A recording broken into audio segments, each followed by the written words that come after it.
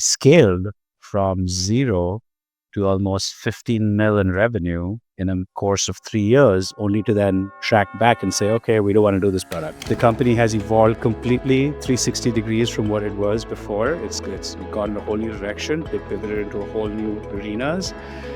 And I wouldn't say it's been an easy journey from almost 10 million rev to almost 100 million rev. So in the last 5 years, we've been able to 10x revenue.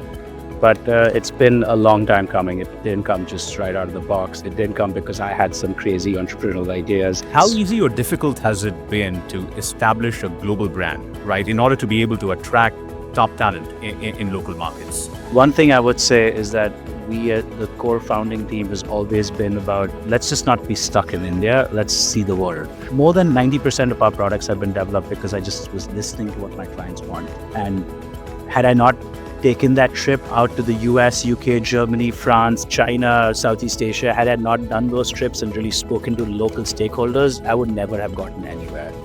So, that's one thing that's strong in our DNA. Go out there, meet people, meet companies, learn new things, and see how you can solve the problem. In that world of affiliate publishing, so humans do a lot of the day-to-day it's very manual driven. It's driven by human decisions.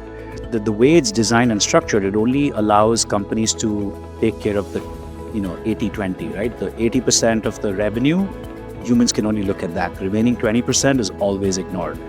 So we built AI to take care of what humans do for the 80%, can the AI do for the remaining 20%, and scale up revenue there.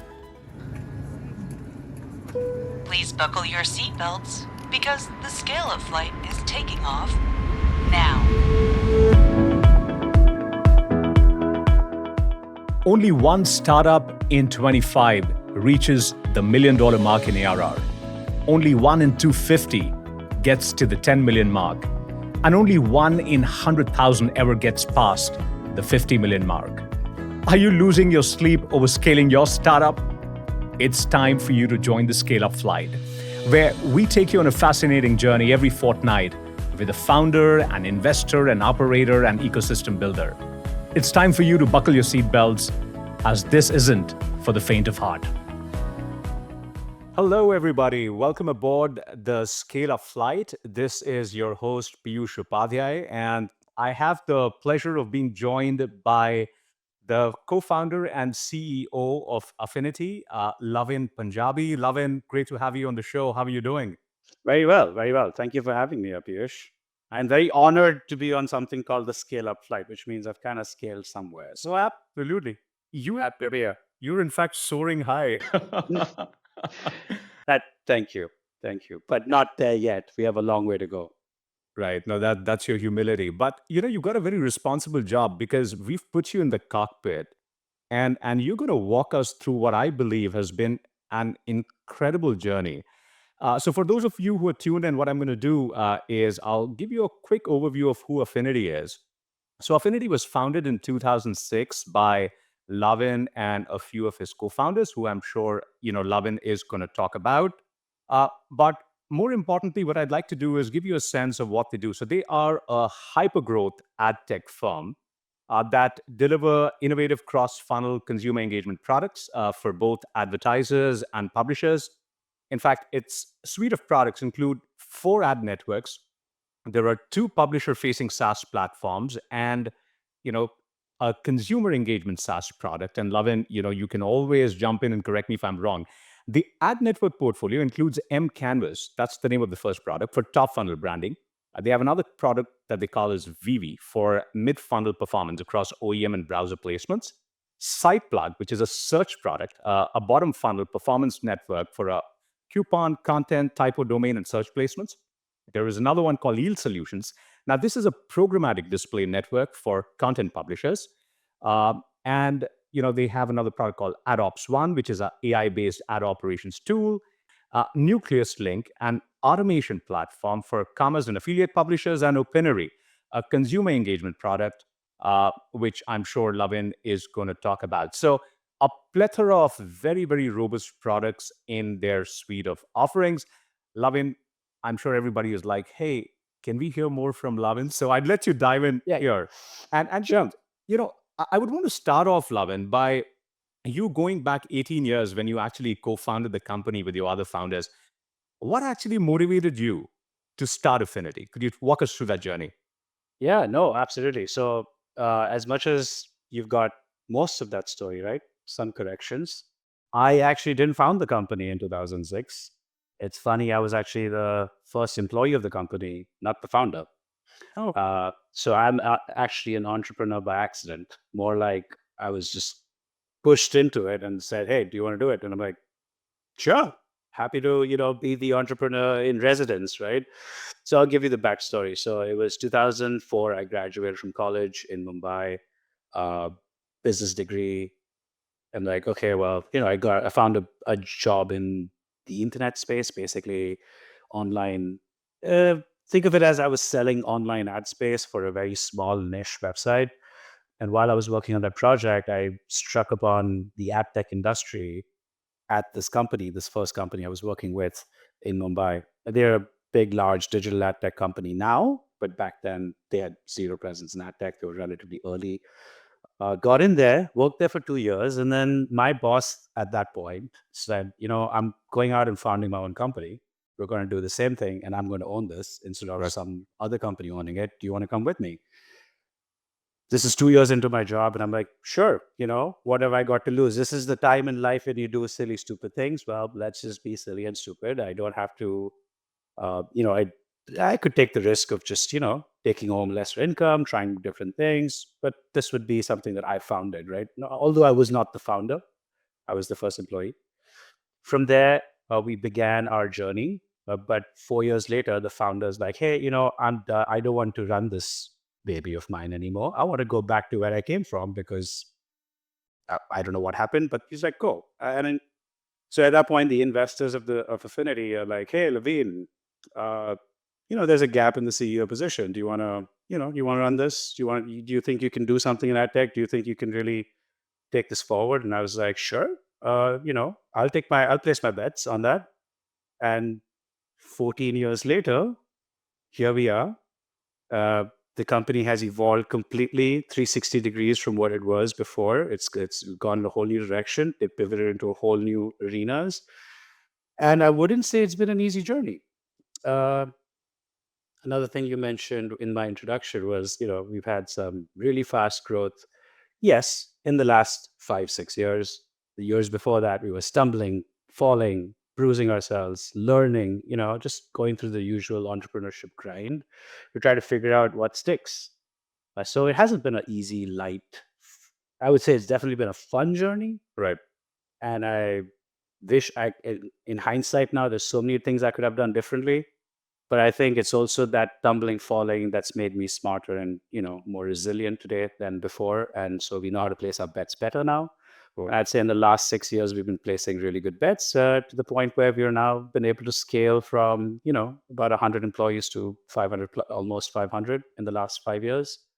From almost 10 million rev to almost 100 million rev. So that's another. In the last 5 years we've been able to 10x revenue. So that's what has worked and scaled. But it's been a long time coming. It didn't come just right out of the box. It didn't come because I had some crazy entrepreneurial ideas. I was nudged into entrepreneurship and I was like, okay, well, let's just, and we basically figured it out along the way. Right. And it never is easy. I mean, good things never come easy. And, you've spoken about a few things here, and, it's kind of got me thinking. First is that a lot of people say, oh, I did not get the opportunity, right? Opportunities present themselves, and I think it's about the individual, whether you see it or not, and whether you're ready to take the punt, back yourself or not. I'm glad you did.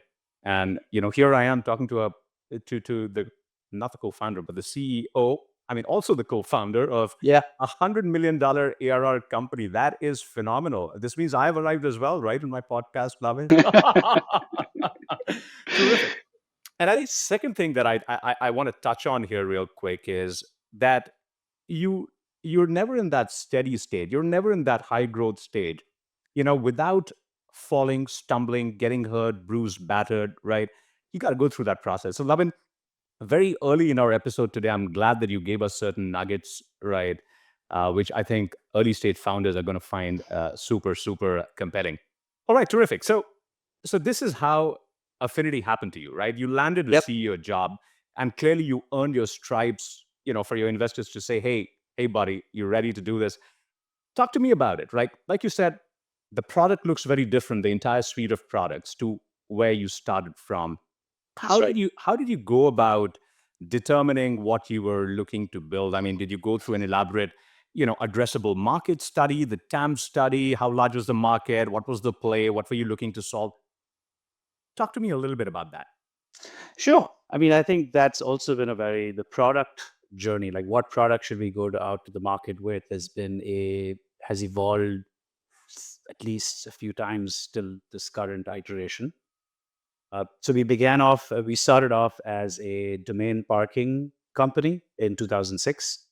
At that point, like I mentioned, my boss was like, hey, let's go create another version of what we were already doing, but a better version for someone else, which is for him really. And I'm like, yeah, sure. We could build a better domain parking product. We started there. However, in 2008, we realized that industry is relatively capped. It, has a ceiling. It's not going to go beyond a certain point. And then we had some industry headwinds and changes, and we're like, okay, well, we got to get out of this industry. So we scaled from zero to almost 15 mil in revenue in a course of 3 years, only to then track back and say, okay, we don't want to do this product.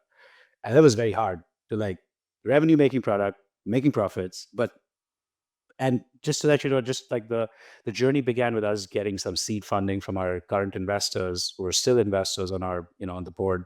I mean, in the business, they gave us about 1.5 million in the early days to start off this business and fuel the company. Very soon we became profitable, and I'd say by the second year we broke even, converted profitability, and now scaled to almost 15 million rev.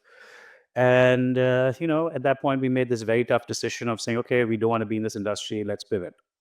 Now, when we pivoted to another industry, which is again within the online ad tech space, so from domain parking, which was, I'd say at that point, the TAM was about, 3 billion odd. Really substantial. It's still substantial. We could have made a play there, but, let's just say, I won't get into too many details, but there were some lawsuits. There was some big companies in the lawsuit, and we were just not in the middle of it, and we were like, okay, like, guys, this is not something we want to be with. But luckily there was settlement money that came out of it, which we got, and we were like, okay, another round of funding, let's use this money to build the next to our next play. So we then pivoted in 2009. So 3 years in, we pivoted into the search advertising industry. And if you ask me, in hindsight, good call, but we made decent money out of the process. And that business lasted about 4 or 5 years before we pivoted again. I wasn't very happy with that industry. It gave me sleepless nights. It was like we were not, so we called ourselves search, but it was sort of pseudo search. It was like search happening outside of the core search engines. And you'd ask, like, who's searching outside of core search engines? So yeah, I mean, a little bit of a question mark there. So, but we worked with a bunch of different companies that had search traffic on one side, and then there were companies that would monetize that search traffic on the other side. And we were simply like brokers in the middle, brokering deals between two sides. So the demand was not direct, the supply was not direct, and all we were doing was just rebrokering things in the middle. And it gave me sleepless nights because I was like, wait, what is our value add in the industry? Are we simply just, brokers in the middle? Like, is that what I don't want to be a broker in my life. I want to create something with more value. So after 4 or 5 years, what happened was there were some industry tectonic shifts that happened, and it forced us again into the next pivot, which was in 2016. And I think this pivot is where I would say, graduated in AdTech. And I'm like, okay, I know how to get this stuff done right now. So from 2006 to 2016, those 10 years, I'd say, were very, very material in shaping my knowledge and construct of what the AdTech industry is. But post that, it's been one way, which is up. We never had an up and down again. So 2009 to 2000, let's say 16, it was sort of a rocky ride. We went up and down. We scaled to almost 20 million now. So 15 went to zero, and then we scaled back up, and then rocky ride for a while. And then again, it kind of shot back down because in 2016, we had to repivot and just do a bunch of different things. So 26, and fortunately, through this entire process, while we're doing this pivots, we didn't have to raise new money because one thing we were conscious of is, okay, let's just make sure we're profitable, use that same money from previous years into new expeditions. And fortunately, we had the investor support. The investors were not keen to take their money out. They're like, okay, let's build a valuable asset. They were fortunately very supportive through the process. And yeah, so I would say that was very valuable as well. That we worked with a bunch of investors that were very patient and supportive. Yep. And they didn't understand AdTech as well, but they were always supportive of what general business constructs are, operate out there. And they themselves, like our investors, they had their journey where they built a web hosting company called Hostway, which they then sold to private equity. So they had their journey of building a business, scaling it, and then exiting out of it, right? So they knew how to do general business, and they guided us pretty well through the process, through all our pivots. And there were also, I must say, things weren't always rosy. In 2015 or 14, I'd say we were near death, almost. We could have been driven down to the ground and out of existence. So you know what, Lavin? I hate to interrupt you, but I would love to dive into this, right? This specific element about, was there a time in your journey when you thought that, you were done, right? And this was the end of your founder journey. Every founder I've spoken with, has gone through, those times when you're like, this is done, I'm down and out, right? And so it's interesting you mentioned that, and I do want to double click on that a little bit later. But you've given us, quite a few things to talk about here, and something that I would want you to further elaborate on. It's very interesting. I was having a conversation with another co-founder and chief executive. They're in the B2B travel and expense management space, and he said that, Peeyush, it is so critical to pick your investors, right? To pick the right investor. And he spoke to me about how many times he said no, even when the money was there on the table. It was like, no, not the right person to work with. So it's critical that you've kind of validated something I heard from a founder from a different industry. That's point one. Yeah. Point number Yeah. two is that it's very, very, very interesting that you speak about profitability before really scaling and driving growth and going bonkers, right? Because in a venture capital world, and you may want to, again, chime in here, we keep hearing about growth, growth, growth. You raise money, you keep burning, and all of a sudden, I've seen so many firms flounder and fail, right?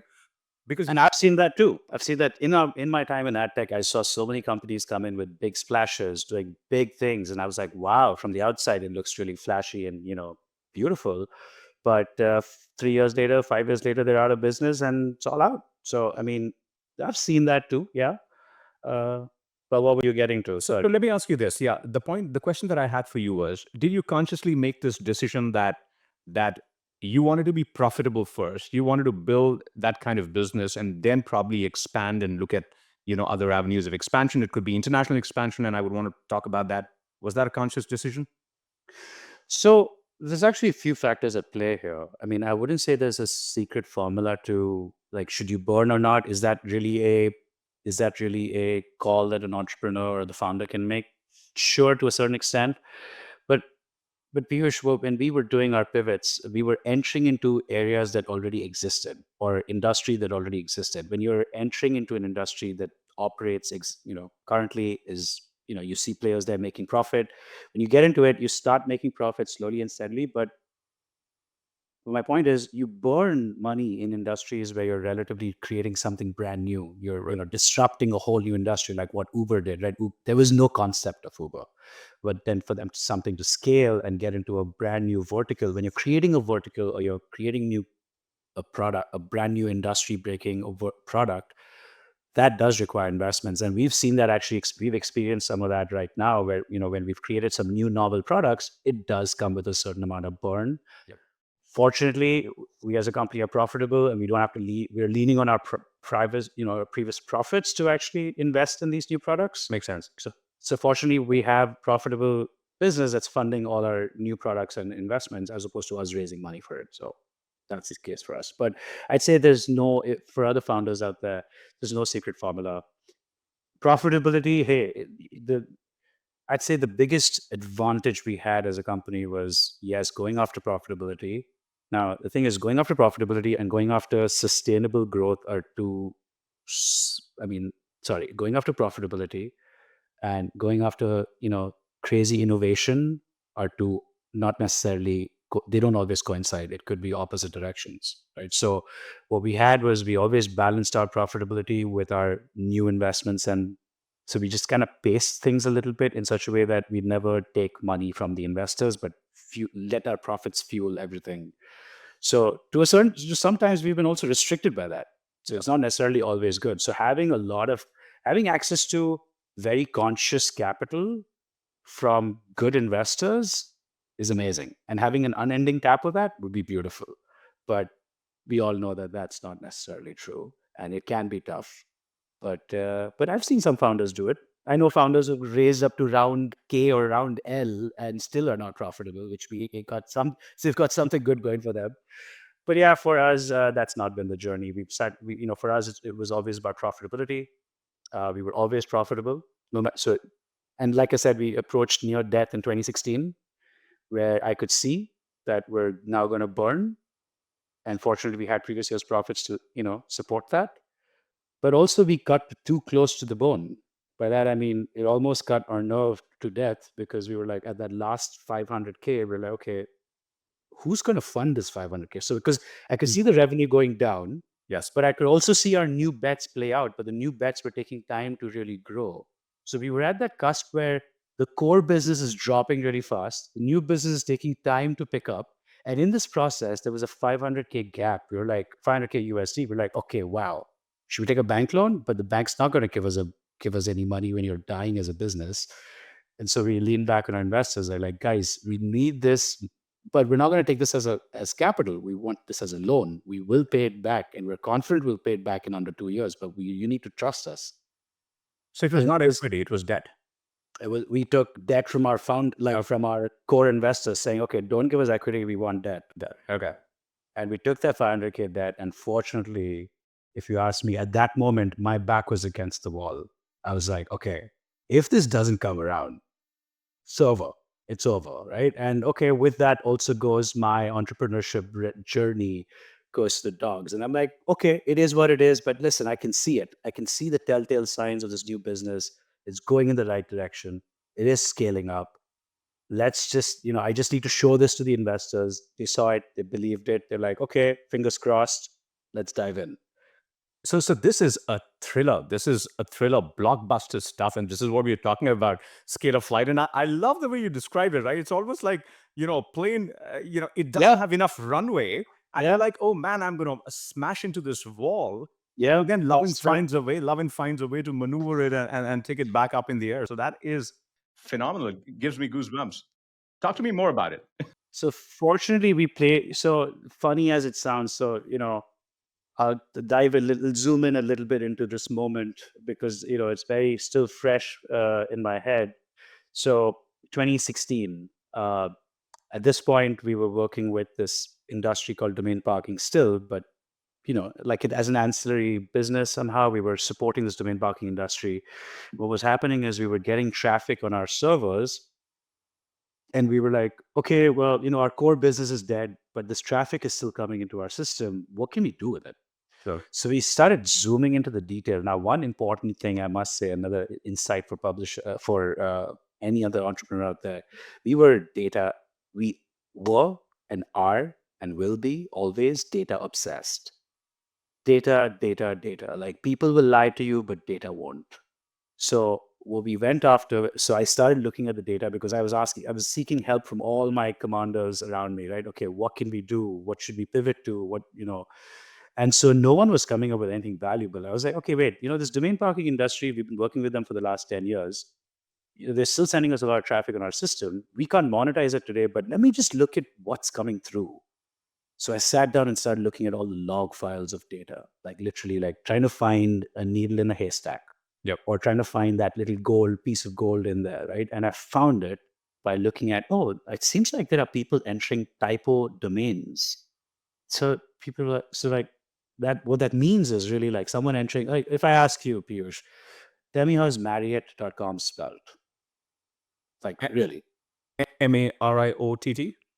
You made a mistake. It's Marriott. Oh, there you go. You caught me there. Yeah. Nice. Now And SitePlug solves for that, Lavin. If Yes. okay, terrific, wonderful. There you So that was one of our first foray into performance advertising world, right?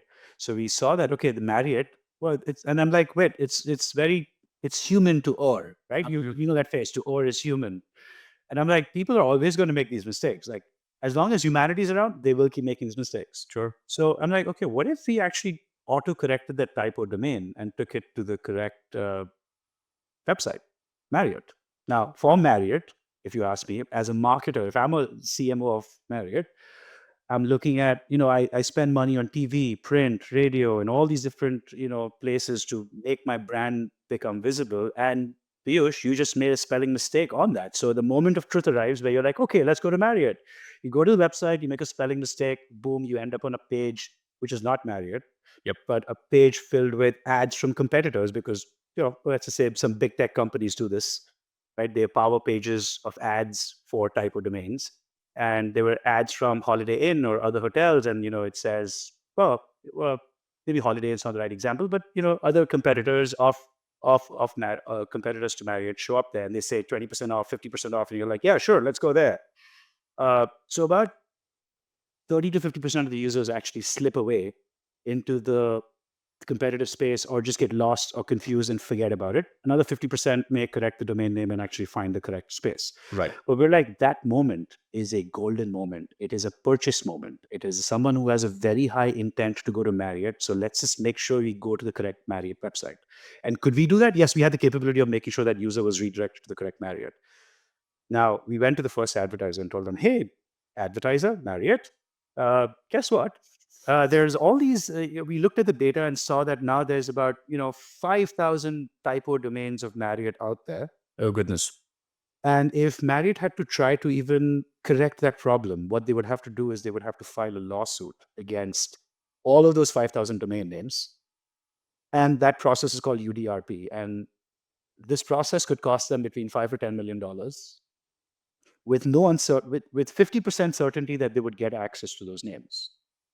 So is the CMO willing to place that bet that, okay, well, I'm going to put that much money behind this? Or would the CMO choose to spend money on building the brand and performance advertising? We realized that no CMO wants to go down the legal route, right? So we said, okay, well, what if we could just bring them that traffic without having them to own it or even worry about the typo going to a competitor's website? So we went to Marriott, sold it to them, and very soon we realized that all this traffic coming in was driving real sales. It was actually driving more sales than users clicking on Google. And conversion rates, the conversion rates, which is about 15 to 20% of the users making these typos were purchasing hotel rooms, which means anyone who's making a misspelling actually has a very high intent. Absolutely. So we're like, okay, well, the world of performance advertising says they will pay me when that intent converts into a sale. So I'm like, okay, I'll take it on the sale. And then I started paying these domain owners who are basically sitting in, different parts of the world outside of US jurisdiction. So, US law can't touch some of these companies. And we're like connecting the dots and we're like, okay, great. So seems like we found a great little, converting source of traffic. It's converting, it's profitable. Advertisers happy, publishers happy. We're happy because we found a tech solution. And now let's scale the shit out of this. It's a no-brainer. Yeah. So we also made sure we solved that advertiser's problem, the marketer's problem. Like we checked a lot of boxes. Next thing we know is we go from 0 to 1,000 advertisers. They all loved it. They're like, you're solving a marketing problem for us. And that, if you ask me, was the genesis or the creation of the new Affinity that I talk about today in the last 6 years, started with that story. That is incredible. That is amazing. So we saw that grow up and we showed that to our investors and we're like, guys, look at this. It's working. After all this work, after we've discovered the needle in the haystack, this is our little hidden pot of gold. We're going to scale this up. And we did that. And from there, if you ask me, it became about discovering niches on the internet that convert well, that drive sales and transactions, which today isn't blatant in front of everyone's eyes, but no one's looking at these spaces as media. We converted something called typo domains into media, sold it to advertisers, created a proper story around it, and scaled it up. And today that business still powers some of our cash flow and is profitable since day one. So whatnot. first of all, Payment. first of all, kudos and compliments, right, for identifying a problem. I mean, a classic revenue leakage use case, right, in your sphere of work. Yeah. And you literally monetize that. Help me understand this. So when you build this product, now, are there other products, similar products there? Like, is it becoming an independent category in itself in terms of? No, Okay, no, because it's not scalable. Because remember, the same problem that we mentioned earlier. right. The reason we got out of domain parking was the industry size had a ceiling. Yep. But now that industry size, just so that over the years has shrunken further from a $5 billion TAM, it's come down to almost $1 billion TAM. But hey, we found our niche within that. We're profitable within that. We're not trying to scale it up to a crazy level. We're just like, okay, that's still fueling. If you ask me, that's our venture capitalist who's fueling some of our other businesses. Makes sense. So, the affinity journey, as you described, Lavin, very well, it has got two distinct phases, right? Pre-2016, like you said, and post-2016, when you've really found your niche, your sweet spot, and you're scaling big time, right? What about 2020? Based on my understanding, and I'm no ad tech expert, but 2020, when Google said that they're going to do away with cookies, right? And then everybody started stitching up and building solutions that were cookieless. I mean, everybody was talking cookieless, right? Till about 2022, because 2022, again, correct me if I'm wrong, but they were supposed to go live with this, right? Yeah. And then they kept pushing it. And here we are in 2024 when they've finally come and said, hey, that's not happening. We are giving users more control. Talk to me a little bit about how that changed your product strategy, right? I'm pretty certain you guys did something to align to that big tectonic shift. Talk to me a little bit about how that changed your product strategy, where you are, with a new direction from Google. So, yes, that did throw us a little off guard when it came out for the first time. It took the entire industry a while to understand what this means and how it's going to affect everything. Like, really, if cookies were to stop working, conversion tracking would break, and conversion tracking is very critical to the performance advertising industry that we're in today. So, but it was not just a risk for us as a company; it was a risk for overall performance advertising. But if you ask me, well, fortunately, since 2016 till 2020, whatever products we invested in had little to do with cookies. If you ask me today, also as a company, we'd have very little dependence on the cookie. If that cookie goes away, we're still fine. We'll be okay. So actually, that's been one of our critical uh, parts of designing the company, which is we were always very conscious about privacy. And we said that, okay, we could be the sneaky companies that listen in on everything you do and track every little movement that you do and then use that to somehow show you ads. But we're like, that wave will be, and we started realizing much later on that that could be at serious risk because then GDPR started developing and all these. So the headwinds of privacy started coming about pretty early on in 2018, 19, somewhere there. And we started sensing that we're like, okay, let's not design anything that depends on the cookie. So everything that we've constructed so far has been privacy friendly, does not depend on the cookie. And actually, if you ask me, we're at, no matter which direction that wind blows, it doesn't affect us. You've insulated yourself in many ways. Okay. Yeah, that was a critical part of designing the company, which is we wanted to make sure that, and so we've seen so many, we track public companies very closely in that, when I track some of these companies, so some are very heavily dependent on the cookie and the user data, but we've actually we continue to strive and build products and solutions that do not depend on consumer data. And we're trying to be as smart and vigil and as responsible about this. And yeah, so far I'd say we've been in a sweet spot, and this is what if I'd say this is what will change the way people look at us 5 years out, saying, "Oh, this is a company that came out of that zone where hundreds of companies are choosing to track users and really nail down every little movement of theirs, and this company is choosing not to, and they're still profitable and they're still growing and they're still in ad tech." That's what I want to be. So I think that's what makes us unique from most of the ad tech players. That's quite a story and definitely strikes a chord. Uh, I think before we shift gears and talk more about how you build a team, and I think building a culture is super important, right? How do you attract like-minded people who bring complementing capabilities? Before we delve into that, last question on the product per se. There's been so much of talk and there's this buzz about AI and AI agents and co-pilots and what have you. How are you at Affinity leveraging the might of AI? And clearly from the description, I could make out that you use it in nucleus, opinary in certain ways, Maps use of it. Yep. How real is the AI buzz, Lavin? Uh, and how are you using it? Oh, it's very real. It is. The way I look at AI is it's helping our teams 10x their capacities. We all know that a human can only go that far, but when a human equipped with AI can go 10x further, is the hypothesis with which we're diving into AI. We're using AI internally on various products. Yes, you nailed them. Nucleus Links is one of them, where we're actually realizing that in that world of affiliate publishing, the way the industry is structured, it allows for, so humans do a lot of the day-to-day it's very manual driven. It's driven by human decisions. But that the way it's designed and structured, it only allows companies to take care of the 80/20, right? The 80% of the revenue, humans can only look at that. The remaining 20% is always ignored. So we built AI to take care of what humans do for the 80%, can the AI do for the remaining 20%, and scale up revenue there.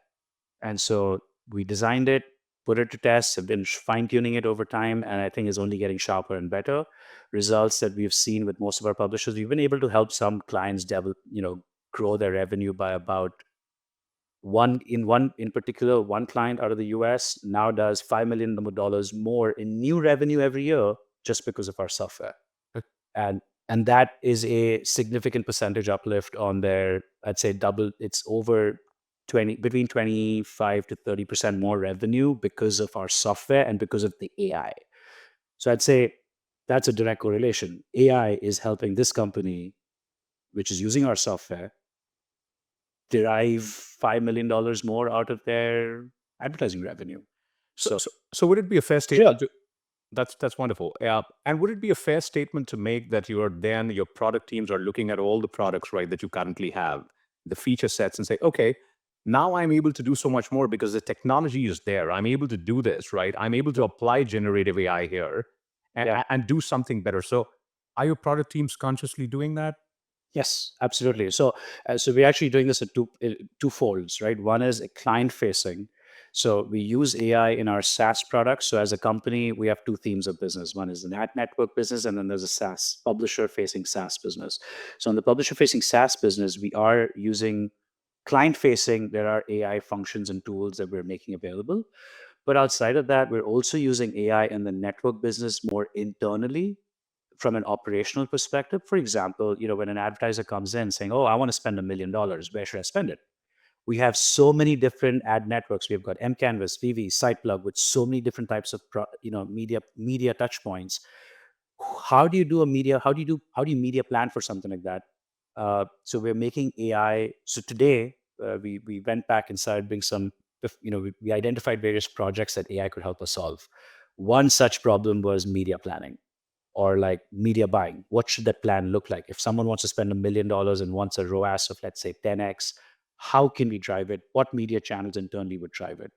Uh, and considering the displacement cost, because some other advertiser is running there, so this new advertiser has to pay more than the existing advertiser to displace the previous advertiser and drive that ROAS. So there's a lot of considerations that go into making that decision. And for the longest time up until now, we've been having we have a dedicated team that does this. And so we receive 100 planned requests every month. 100 planned requests every month, and each plan takes the team about, collectively, it doesn't happen in one shot. It takes them 5 to 6 back and forth iterations to get it. So let's just say about 6 to 10 hours each plan. That was a lot of hours being spent. Or now we're making AI do that. And so, let's just say simply 100 into 10. So we were talking about 1,000 hours going in media planning, which is now going to happen in 2 minutes per media plan. So 10 hours down to 2 minutes per media plan. That's the kind of savings that we're looking at. And the first cut of the product internally, it took us about 3 months to develop this. We're close to the finish line. I'd say we already started beta testing the product internally. early next year, it's going to go into full production. And I think that's good. So we're taking up as many projects like this where a lot of human bandwidth is going in decisions and back Right. and forth between teams. And we're using AI to optimize our workflow in a big way. So we have about 10 internal projects that we've deployed towards internal productivity, which just makes things faster, smoother. And, you remove all these hurdles, you make more revenue along the way. Okay, so I think again another validation that there's another industry that is using the might of AI and really relooking yeah. at all their workflows and Yep. looking at it through the lens of AI. What can we do differently to bring about these productivity improvements and efficiency gains and eventually savings that you're talking about? Terrific. Now I want to shift gears here, Lavin, to talk about a very very key tenet of scaling, and that is building your team and building your culture. Right. Yep. Yep. Talk to me a little bit about how the founding team, came together. And I know that you have a few co-founders. Some I've had the privilege of meeting. Uh, how did you guys come together? Did you have a shared, set of objectives, value systems, and what you were looking to do? That's the first part of the question. And then fast forward now, what are those key things that you look for in any individual, especially at leadership levels, that you're looking to bring on board? Well, good question. I mean, I'd say so. Out of we're 5 co-founders, and then we were joined by 2 more later. So how you guys agree on something like 5 people? I'm sure you must be pulling your hair off. Like, Yeah, I know. We have those days, but fortunately, we've been in the industry long enough to know what works, Right. and we've also been we've worked together enough over time to not keep our egos in key decisions. Uh, so yeah, it takes a while to build the right team, and nothing came overnight. Like if you ask me, most of the co-founders that are on the team were all employees of the company, which then eventually realized that we could do bigger, better. We could build bigger technology, we could do better things, we could take on bigger targets, and very few people really had that passion and the backbone to really stand up and say, "Okay, don't worry, I got this." Right? Very few people have that, and it's very easy to spot that in some people early on, especially when you're pushed up against the wall. You start seeing that come out more. Uh, so yeah, I'd say like there's no secret for. I wouldn't say I have a secret formula for this. It I'd say I've been lucky uh, to have the right co-founders around me. They've pushed me. I've pushed them in various different uncomfortable spots, and we've all grown in the process. So I'd say keeping ego out is very important with co-founders. And then if anyone does get egoistic, you have to call it out. 3, we've always been very hungry for growth. So we're like, let's just do things let's focus on the big growth items. And we've always been willing to take risks. No risk, what's that phrase? No risk, no reward. right. We've had a lot of our risks that have not paid off, but some that extremely paid off well. So, there have been moments, for example, where, I'm in a client meeting. This is an example of how one of our products actually came about. So if just rewinding back, one of our products, the typo monetization product, that came about because I was forced against the wall and I'd look at data and I came up with the product. But it was not just me alone. Like, people around me were like ideating with me. The next product really came up in a meeting with a large telco in India. They're like, hey, so I went to them to sell one product. They're like, hey, we don't want that. We want another version, which is this product. And in my head, I'm like, well, we don't have it. I know it. But now I know also that they're a telco, which means their turnaround time for anything is going to be 6 to 9 months. Right. So in the meanwhile, could I build it? Should I just say yes? Right. And I did it. Yeah. I said yes. They asked me, do I have the product? I said, sure, I have it. Let's do it. And I went back. And so I said, okay, just give me 1 minute. Went out, called my engineer. I knew it was possible. Jammed with him in like literally 2 minutes. And he's like, yeah, it should be possible. But listen, it's going to take time. I'm like, yeah, don't worry about that. We have it's a telco. You're going to take 9 months. So it's fine. So we then built it. They weren't our first client eventually, but we added on 2, 3 other clients before they finally went live. But that risk, we took such crazy risks. And today that product, which I talked, which came out of the fly, which was built on the fly, is our largest product, driving about half of our revenue comes from that product. And so that's the Tiles product under VV. And this is where some of the largest enterprise clients from Opera, Firefox, Edge, Xiaomi, Oppo, Vivo, Huawei, some of the largest enterprise companies or browser companies in the world work with us on this product. So, hey, that reward would not have happened if I would not have played that risk, because I could have played conservative and said, $100. Let's be honest and truthful about it. I'm not suggesting any entrepreneur to be dishonest about things, but it's about finding the right balance between what's reality, timing, possibility, your engineering supporting you, and just making it happen. And So at times your customers actually show you the path, right? They make you think, and then you got to be able to latch on to that and see if there is an opportunity, and then it's scalable. So, Yep. I think the gist for me is that ability to take risks, right? And informed risks and decisions. I think that is critical. That is the DNA of the company. And I think I've seen that in my interactions with other stakeholders at Affinity as well. Now, I do want to juxtapose this with the recent acquisition or merger of, with Opinary. Talk to me a little bit about what it meant, right, to acquire a firm in Germany, which I think had a distinctively different culture to the parent Yes. company. What due diligence did you go through in addition to numbers and product market fit, and how it kind of helped you expand your suite of capabilities? In terms of culture, help me understand, how did you go about determining, I think this is going to work in the long run? Yeah. No, so I think the culture was the first match, if you ask me. So when the product came to us, we were like, okay, this product's not really core to our ad tech of whatever we're doing. But I was very interested in the fact that, people, the polls, opinions, and that how you could use that to somehow drive advertising uplift. And I saw the connection there, and the company had done a fair job of building the business to a certain point. But I think the biggest moment for me was really when I came and visited the team here in Berlin. What I noticed was that same nimbleness. The team, can create stuff on the fly, very egoless, staying egoless, willing to take risks, had already established their reputation in the market pretty well. But, I mean, they were burning money at that point, so we're like, okay, how do we sort of come in and add more value to this? But I would say actually the biggest reason for acquisition was culture. Uh, that was unified, like the founders there, and that's for the two additional founders that got added on to our overall list of founders.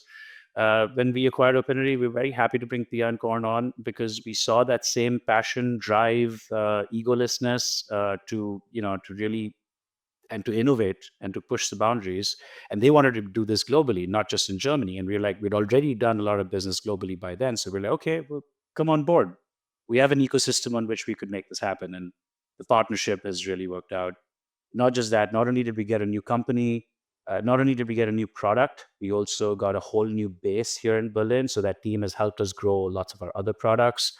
And we've been able to grow Opinity further. And I think this was a really good match. Wonderful. And so you did touch on this synergy in basic foundational values, right? Your work Yep. ethic, and there was a clear alignment there.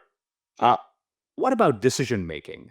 And this is where I've seen a lot of companies flounder and falter, right? That they still find themselves unable to federate decision making, right? And they become a much larger company and lose that agility and nimbleness. Talk to me a little bit about how decisions get taken at Affinity. Like, do you have these? Do you take decisions in Germany, in India, in the US separately, the leadership, or is there a corporate uh, decision making unit, so to say? No, I would say like most people are empowered to take decisions. We do empower our managers as well as leaders in every market to take their own decisions. And then, should those decisions start reflecting negatively on revenues, we're pretty quick to catch that. Like I said, we're obsessive about data. We look at data like a hawk. Uh, every business unit is tracked very closely, centrally reported everything. And then, if something looks off, we ask the right questions. And I think we've empowered most of our managers to take the right decisions over time. But I'd say eventually, well, the veto power sits with the C-suite on, breaking things if something's not right. So we do that. Every now and then, critical decisions roll up to me or to, the other co-founders, and sometimes you have to take harsh decisions of saying, oh, well, this product we've invested in it long enough, it's not seeing the light of day. Shut it down. Stop investing. Let's move these resources to another project. And these shifts happen, or like a sales team is not working out. Let's change the story. Right. Or let's bring in a new leader, or let's change some fundamentals. We're constantly evolving. There's no one single day where we're not changing things. And given that we operate seven different business units, there's so many changes and decisions that happen on a day-to-day basis. So I'd say it's pretty complex, and we somehow put it together and it works, and hopefully it scales. But we are experiencing some of the growth challenges, right? And this is something that me and my co-founders keep talking about all the time, saying, okay, we were really nimble and fast when we were 100 people. Now we're 500. It's getting harder and harder to take faster decisions. Right. And so some of these things, so we're trying to strike the right balance between scale, being responsible, and, being nimble at the same time. It's very hard to find the right balance. And there's no secret formula. But I'd say, it comes a lot from the founders, the core founding team, and pushing that value chain down. So I feel like, fortunately, I've had good co-founders that have supported the process. And there are independent P&Ls for each of the businesses that you run, each of the different products. Absolutely. Right. We break down things. Yeah. And not just at a BU level, but BU into region. Our complexity for anything is BU into region. So, okay, one business unit, VV. What do we do for VV for marketing, for example, in the US? Do we do it differently in Europe? How do we do it differently in India and then China? It's a whole. So it's not running one company, but it's running literally so many different sub companies. It's complex. Now, you're a truly global company, right? Your revenue footprint is very, very global. Correct me if I'm wrong, but I think you do the most in North America, about 40%, 30% in Europe, and the rest in APAC. Yeah. While the engineering team and the company was founded in India, most of the co-founders are of Indian origin. Yeah. How easy or difficult has it been to establish a global brand, right, in order to be able to attract top talent in local markets? Well, I'd say for us, a lot of it has been just the fact that we have stood the test of time. So people who are in the ad tech industry know of Affinity because we've been around, long enough, and we've constantly been growing over time. But it is hard to build a global brand sitting out of India. We understand that, and we are working towards it. It's not easy. But one thing I would say is that the core founding team, has always been about, let's just not be stuck in India. Let's see the world. Like, we would not have expanded into China had we not really, taken the first few trips there to realize how big the industry is there. So one thing I encourage every entrepreneur, as much as, sorry, this is bad for global carbon footprint, get out there. Go out there, go meet your clients, because what you will get in the in-person meeting is far more. I've developed more than 90% of our products have been developed because I just was listening to what my clients want. Right. And had I not taken that trip out to the US, UK, Germany, France, India, China, Southeast Asia, had I not done those trips and really spoken to local stakeholders, I would never have gotten anywhere. So, that's one thing that's strong in our DNA. Go out there, meet people, meet companies, learn new things, and see how you can solve the problem. So drive growth, at least in this specific sphere, the old-fashioned way. Be there, Yep. walking the halls, walking the corridors, and meeting people. So you're not. I'm assuming based on that the culture at Affinity is that you still want people to come into an office setup where people are cross-pollinating ideas, building a more collaborative culture. Is that the thinking? Is that the direction, or you're happy to build a remote workforce? No, so we're not really we're not full in on remote, and no, we're a hybrid. So to this day, there's no specific rule around the company that says, oh, you have to come in 5 days a week. No, we don't do that. We've kept it flexible. Some teams do that. People work remotely sometimes. They work from the office sometimes. We're flexible with that. We intend to keep it that way because pre-COVID, it was 100% work from office. Post-COVID, it was 100% work from home. And then now we're at that, okay, we can operate with a fairly decent hybrid working style. cross-company collaboration and cross-pollination of ideas happens a lot on internal infrastructure like Teams or Slack. We use a lot of that. Like today in the office here, we have a hackathon where people are coming together, exchanging ideas, creating new things. So we keep doing a lot of these different things. And then, yeah, so, I know we're just about to get to the top of the hour, Lavin. So, before we wrap up, I just want to talk about the personal side, right? I mean, this has been a phenomenal journey, but there's been turbulence, right? And I'm sure turbulence takes a toll on you, right? yep. What has all of this meant? The last 18 years, what has it meant for you as an individual? How has it impacted your family? I'm sure there have been days when your daughter and son have complained, hey, I've got my soccer game today. Why don't you show up for my recital? And you're probably sitting in China, Berlin, someplace, right? Talk to me a little bit about that. How does your family cope with that? It's funny you say this because literally I'm in Berlin at the moment. Family's back home in Mumbai. I leave on Saturday to go back there. But I've been summoned, if I may, by the Chinese. Provide the honesty. By the Chinese in next week on a Thursday in Shenzhen, and they're like, "Oh, we have this big meeting with the super boss, and you gotta show up." And I'm like, "Wait, Thursday is my son's sports day in school. I'm not gonna make it." And so this happens a lot.